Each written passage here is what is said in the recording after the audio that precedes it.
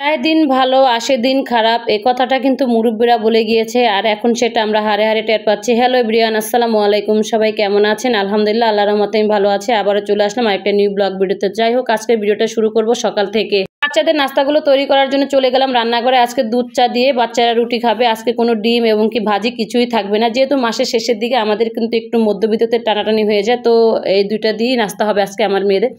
তো যাই হোক, আমি দুপুরে রান্নাটা বসিয়ে দিয়েছি। আর আজকে দুপুরে রান্নাটা করব হলো বেগুন এবং কি আলু আর হলো শুটকি দিয়ে একটা চচ্চড়ি। আর এই চচ্চড়িটা খেতে কিন্তু আমার মেয়েরা খুবই পছন্দ করে, বিশেষ করে আমার বড় মেয়ে তো খুব পছন্দ করে, তার জন্যই আমি মাঝে মাঝে এই রান্নাটা করে থাকি। এগুলো কিন্তু আমি একটু গরম পানি দিয়ে আগেই ধুয়ে রেখেছিলাম, আর সব ধরনের মশলার ভিতরে কিন্তু শুটকিগুলো দিয়ে একদম তেলে ভেজে নিয়েছি, ভালো করে কষিয়ে নিয়েছি। আর এগুলো কিন্তু এভাবে রান্না করলে খেতে অনেক মজা হয়। আমার বড় মেয়ে তো প্রচুর পছন্দ করে এই খাবারটা। যাই হোক, আমি এটাকে একটু ঢাকনা দিয়ে ঢেকে দিলাম বেগুন আর আলুগুলো দিয়ে। এখন একটু কষানো হয়েছে, কষানো হওয়ার পরে আমি কয়েকটা জলপাই দিয়ে দিলাম। আমার বড় মেয়ে কিন্তু আবার জলপাই খেতে খুব পছন্দ করে, আর এটা নাকি তার সাথে দিলে আরও বেশি মজা হয় খেতে।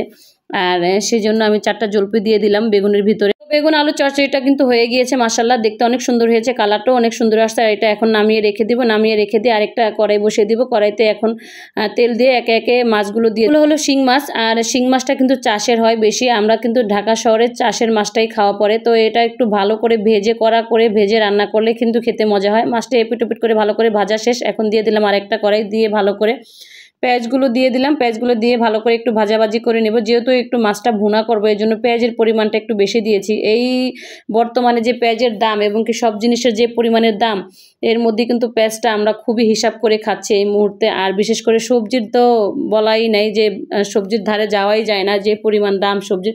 যাই হোক, সব ধরনের মশলাগুলো দিয়ে দিলাম, দিয়ে ভালো করে একটু কষিয়ে নেব। মশলাটাকে কষিয়ে তারপর যখন তেলটা উপরে ভেসে আসবে তখন আমি মাছগুলোকে দিয়ে দিলাম। মাছগুলোকে দিয়ে ভালো করে একটু নেড়েচেড়ে একদম কষিয়ে নেব। তো আবার একটু সামান্য পরিমাণে পানি দিয়ে দিলাম, যেহেতু মশলাটা নিচে না লেগে যায় সেজন্য। আর মশলাটা দিয়ে আবার একটু ভালো করে কষিয়ে নেব। কষানো হয়ে আসলে তারপরে আমি এখানে একদম মাছটা যখন উপরে তেলটা ভেসে আসবে কষানো, তারপরে পুরোপুরি একটু পানি দিয়ে দেবো। পানিটা দিয়ে ভালো করে কষিয়ে নেড়ে চেড়ে আর একটু বেশি করে পানি দিয়ে দেবো এটা হওয়ার জন্য। যাই হোক, আর ওই কথাটা কেন বললাম সেটা আপনাদের মাঝে এখন শেয়ার করব। আমাদের গ্রামে ময়মুরব্বীরা বলেছে যে যায় দিন ভালো আসে দিন খারাপ, সেটা একদম বাস্তব কথা। আমাদের যে দিনগুলো যায় সেগুলো কিন্তু আসলে আমরা ভালোই কাটাই, এবং কি সামনের যে দিনগুলো আসে এখন বর্তমানে সেই দিনগুলো আস্তে আস্তে আমাদের জন্য কঠিন হয়ে যাচ্ছে। তো যাই হোক, এখানে আমি এখন একটু পরিমাণ মতো পানি দিয়ে দিলাম মাছটার ভিতরে, দিয়ে তারপরে ভালো করে একটু নেড়ে চেড়ে দেবো। আর এই মাছটা যেহেতু বোনা হবে, মাছটার ভিতরে কিন্তু বেশি একটা পরিমাণে পানি দেব না, অল্প করেই পানি দেব। তো পানিটা দিয়ে তারপর একটু ঢেকে দেব কিছু সময়ের জন্য হওয়ার জন্য। এখনকার দিনে আমাদের যে পরিস্থিতি, মধ্যবিত্ত নিম্ন মধ্যবিত্ত আমাদের যে হাল অবস্থা, আমরা বাজারে 1000 টাকা নিয়ে যাই আর 500 টাকা নিয়ে যাই, 1 টাকাও আমাদের এখন আর ফিরাইতে পারি না। তো যাই হোক, সেদিন আমি কিন্তু 600 টাকা নিয়ে বাজারে গিয়েছিলাম, যে 1 কেজি মাছ আর হলো 1 কেজি পেঁয়াজ আর হলো একটা লাউ নিয়ে আসছি। এই 3টা আইটেমের আমার 600 টাকা শেষ। তো এই তো আমার মোটামুটি রান্নাটা কমপ্লিট হয়ে গেছে, মাশাআল্লাহ দেখতে অনেক সুন্দর হয়েছে, আর খেতেও কিন্তু অনেক মজা হয়েছিল এই শিং মাছ ভুনাটা।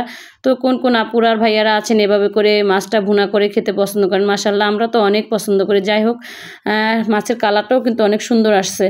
তো যাই হোক, দুপুরে রান্নাবান্না তো সব কমপ্লিট করলাম। তারপরে আপনাদের ভাইয়া অফিস থেকে এসে লাঞ্চ করে খেয়ে দিয়ে আবার চলে গিয়েছে। রাতে আবার যখন বাসায় আসলো, বাসায় আসার সময় মেয়েদের জন্য চকলেট আইসক্রিম নিয়ে আসছে। মাশাআল্লাহ, মেয়েরা তো দেখে খুবই খুশি হয়েছে। আমি কিন্তু চকলেট আইসক্রিম খেতে পছন্দ করি না, তারা 3 বাপ বেটি খেয়েছে মজা করে। যাই হোক, আজকের ভিডিওটা এই পর্যন্ত ছিল। কেমন হয়েছে সবাই কমেন্ট বক্সে জানাবেন। সবাই ভালো থাকবেন, আল্লাহ হাফেজ।